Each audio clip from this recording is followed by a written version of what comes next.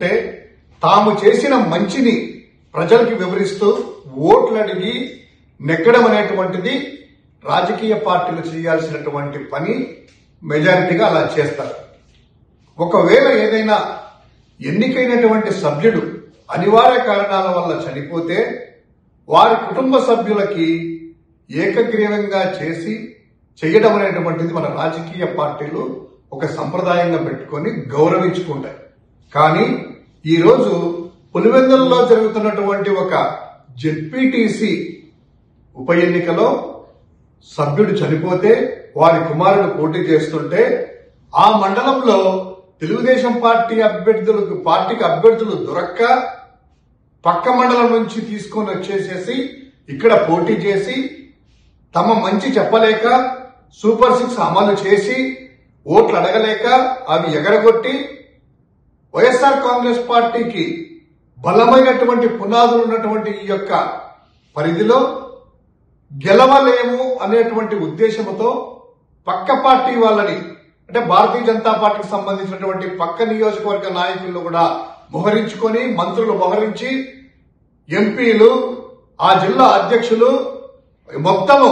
రాయలసీమలో ఉండేటువంటి ఎమ్మెల్యేలందరూ కూడా వచ్చి అక్కడ భయభ్రాంతులకు గురి చేస్తున్నారంటే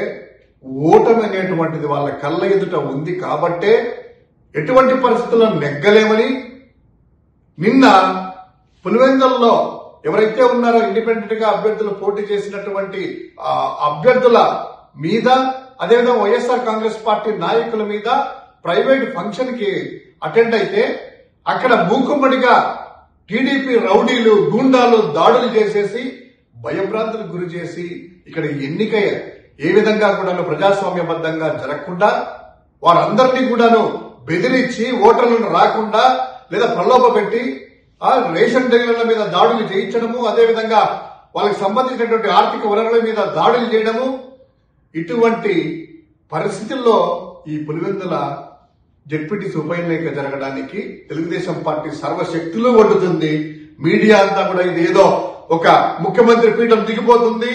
లేకపోతే ప్రధానమంత్రి పదవికి పోతుంది, ఈ యొక్క ఎన్నికల్లో ఓడిపోతే ఆయన గెలిస్తే అనేటువంటి ప్రభావం చేస్తున్నటువంటి ఉద్దేశము ప్రజలకందరికీ కలిగించి వాళ్ళ యొక్క మానసిక ఆనందము, వాళ్ళ యొక్క భయము చూస్తా ఉంటే